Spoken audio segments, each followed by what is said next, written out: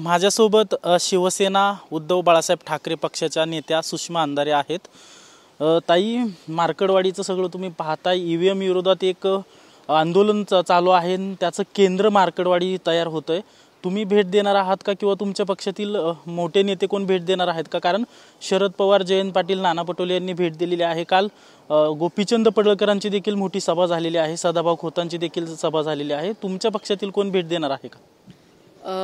निश्चितपणे आमचे नेते मार्कडवाडीत जाणार आहेत आणि त्यावेळेला आम्ही मार्कडवाडीत जाऊन भेट देणार आहोत। मात्र काल ज्या पद्धतीने मार्कडवाडीमध्ये भारतीय जनता पार्टीने गोंधळ घालण्याचा आणि या संपूर्ण प्रकरणाला जातीय रंग देण्याचा प्रयत्न केला तो फार वाईट आहे।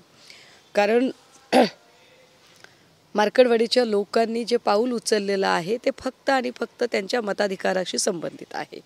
लोकांचं फक्त एवढंच म्हणणं होतं की ज्या पद्धतीने चर्चा चालू होत्या की प्रचंड पैशाचा महापूर झालेला आहे आणि त्यामुळे लोक विकले गेले का, मत विकलं गेलं का? तर मार्कडवाडीच्या लोकांचं म्हणणं असं होतं की आम्ही आमचं मत विकलेलं नाही, आम्ही कुणाच्याही पैशाला बळी पडलेलो नाहीत आणि आम्हाला आमचं मत जे आहे ते अत्यंत निरपेक्षपणे आणि सत्सद विवेकाला स्मरून आम्ही महाविकास आघाडीच्या उमेदवाराला दिलेलं आहे।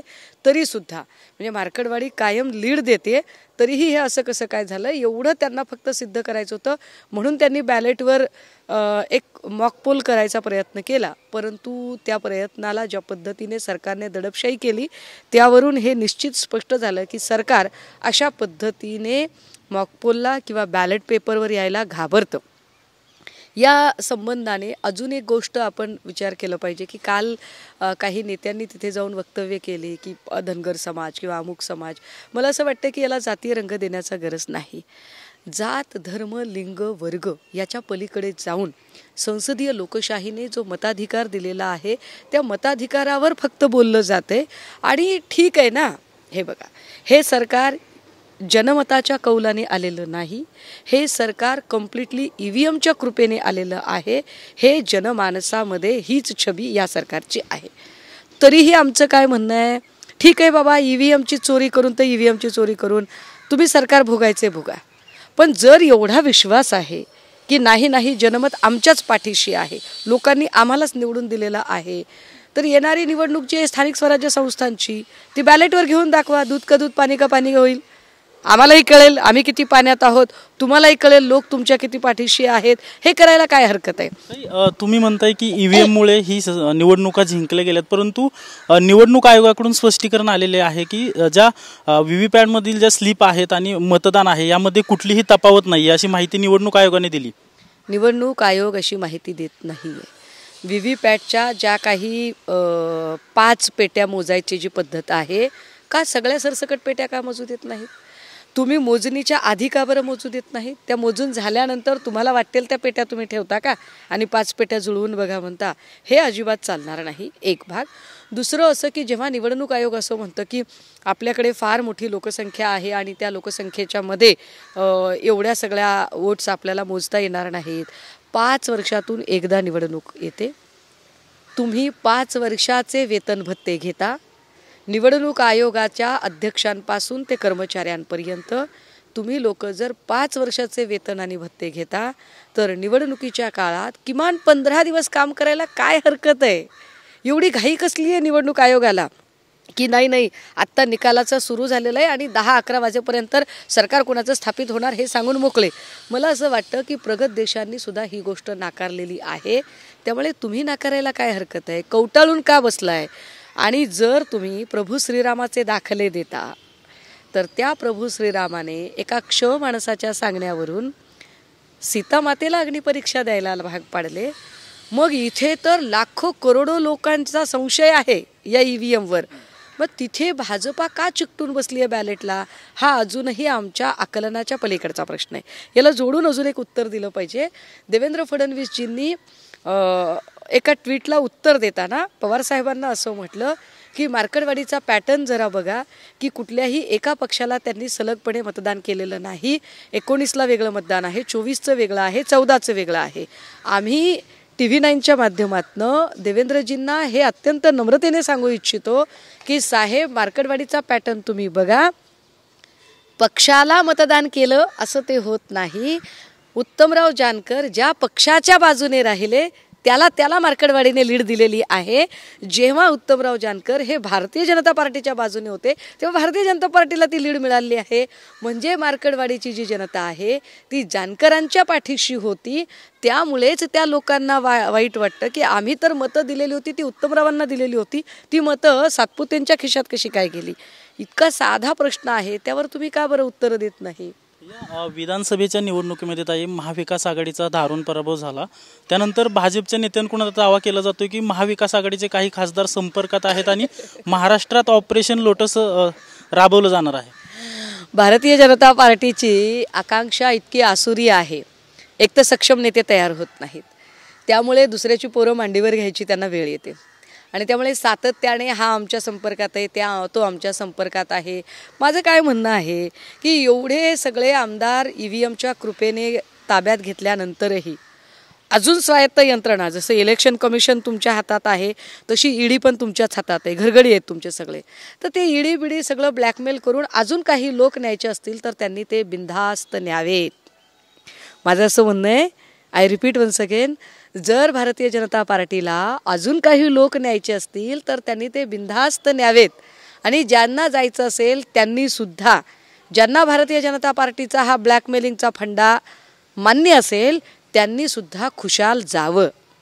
पण हे करत असताना तुम्ही निवडणुका जिंकून सरकार म्हणून कशासाठी आलात, लोक फोडण्यासाठी आलात की या महाराष्ट्राला स्थिर सुशासन देण्यासाठी आलात, याचा थोडासा विचार करा. तुम्ही खुशाल काय फोडाफोडीचं राजकारण करायचं ते करा, परंतु बीड मस्साजोगमध्ये भर दिवसा सरपंचाची झालेली हत्या, पुण्यामध्ये झालेली सतीश वाघांची हत्या, पुण्यातलं वाढतं गुन्हेगारीचं प्रकरण, किंवा जालना अंबडमध्ये 11वीत शिकणाऱ्या तरुणीने केलेली आत्महत्या, ह्या सगळ्या प्रकारांना बघता तुम्ही खातेवाटप कधी करणार आहात, जबाबदाऱ्यांचं वाटप कधी होणार आहे आणि या महाराष्ट्राचे प्रश्न कधी हाताळणार आहात. तोच प्रश्न होता ताई. मुख्यमंत्र्यांनी शपथ घेतलेली आहे, उपमुख्यमंत्री 2 जे आहेत त्यांनी शपथ घेतलेली आहे, परंतु मंत्रिमंडळाचा विस्तार होत नाहीये किंवा खाते वाटप होत नाही. कशामुळे होत नसेल, तुम्हाला काय वाटतं. नाही, या सगळ्यांच्या मध्ये काय माहिती आहे का, ते एक फार चांगलं गाणं आहे की यूं ही बीत जाए ना जिंदगी रूठने मनाने में, तर इनके 5 साल यूं ही बीत न जाए रूठने मनाने में. ज्या पद्धतीचं राजकारण चालू आहे एकनाथ शिंदे आणि देवेंद्र फडणवीस यांच्यामध्ये, हे जे रुसव्या फुगव्याचं राजकारण आहे, यामध्ये मंत्री आणि उपमुख्यमंत्री तर तुम्ही निवडले, मात्र खातेवाटप कधी करणार आहात. आम्ही गृह खातं म्हणून कुणाला प्रश्न विचारावे. मुंबईमध्ये 2 मुलांनी ड्रग्ज मिळत नाही म्हणून आत्महत्या केली. अंबडमध्ये 11वीच्या पोरीने छेडछाडीला कंटाळून आत्महत्या केली. मस्साजोगमध्ये दिवसाढवळ्या सरपंचाची हत्या झाली, अत्यंत वाईट पद्धतीने ठेचून हत्या झाली. इकडे सतीश वाघची हत्या. याची जबाबदारी आम्ही कुणाला विचारायची. आम्ही बालकल्याणशी संबंधित प्रश्न कुणाला विचारायचे. एकतर निकाल लागून 10 दिवस झाल्यानंतर तुम्ही सरकार स्थापन केलंय आणि सरकार स्थापन इतके दिवस झाले तरी तुमच्याकडे खाते वाटप नाही. त्या खात्यांवर बोलायचं सोडून याचा आमदार आम्ही घेणार, त्याचा आमदार आम्ही घेणार. बावनकुळे साहेब, अहो एकदा स्पष्ट तरी करा की तुम्ही महाराष्ट्रात लोकांना सोयी सवलती देण्यासाठी सत्तेवर आला नाहीत, तर तुम्ही सगळा महाराष्ट्र विद्रूप करण्यासाठी आणि सगळे लोक याची त्याची फोडाफोडी आणि चोरी करण्यासाठीच आलात, एवढं तरी मान्य करा. ताई, हे तर झालं मंत्रिमंडळ विस्ताराचं आणि याचं, परंतु विरोधी पक्षनेते पदासाठी कोणी अर्ज अजूनपर्यंत केलेला नाहीये. विधानसभेचे अध्यक्ष राहुल नार्वेकर यांच्याकडून माहिती देण्यात आली की अर्ज आल्यानंतर विचार केला जाईल. तर मुख्यमंत्री देवेंद्र फडणवीस म्हणतायत की पूर्णपणे तो अधिकार राहुल नार्वेकरांकडे असणार आहे विरोधी पक्षनेते पदाचा. विधानसभा अध्यक्ष ही खुर्ची माझ्यासाठी अत्यंत महत्त्वाची आहे आणि त्या खुर्चीबद्दल आदरभावना सुद्धा आहे. पण नीलम गोरेंच्या सारखे किंवा राहुल नार्वेकरांच्या सारखे अत्यंत लबाड, ढोंगी आणि दुटप्पी लोक जेव्हा त्या खुर्चीवर बसतात तेव्हा त्या खुर्चीचं पावित्र्य डागाळलं जातं. विरोधी पक्षनेते पदाच्या साठीचा दावा करणं किंवा त्या संबंधाची मांडणी करणं हे महाविकास आघाडीकडून झालेलं आहे. तरीही ते जर नाकारत असतील तर याचा स्पष्ट अर्थ असा आहे की भारतीय जनता पार्टीला विरोधी पक्षाचं सहअस्तित्वच नको आहे. आणि जिथे विरोधी पक्षाचं सहअस्तित्व नाकारलं जातं तिथे स्वाभाविकच संसदीय लोकशाहीला सुद्धा तिलांजली दिली जाते.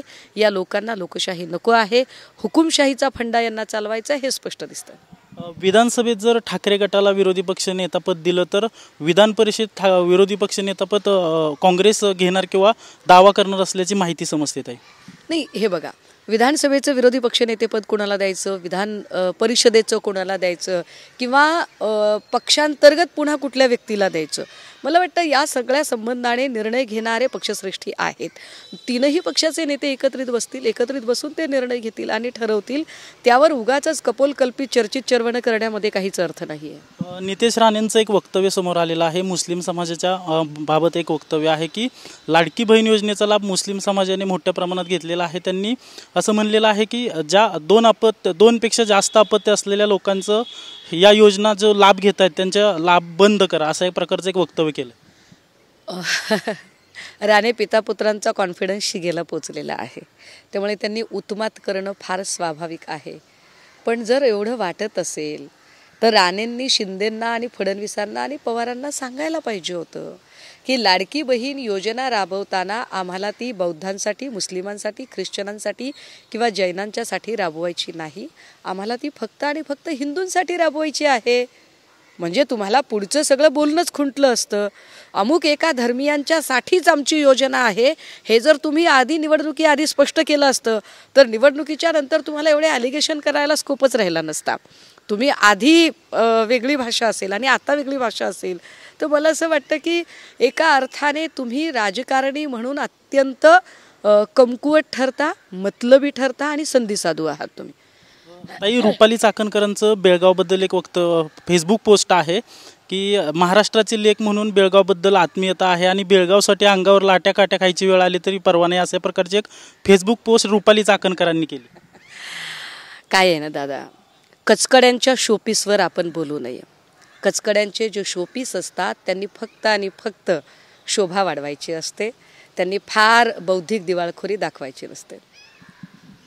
कॅमेरा पर्सन अभिजित पिसेसह अजिंक्य धायगुडे, TV9 मराठी, पुणे.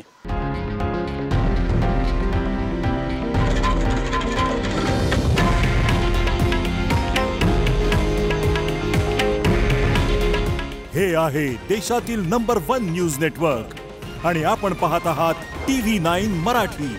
काळजी तुमची, हित महाराष्ट्राचं.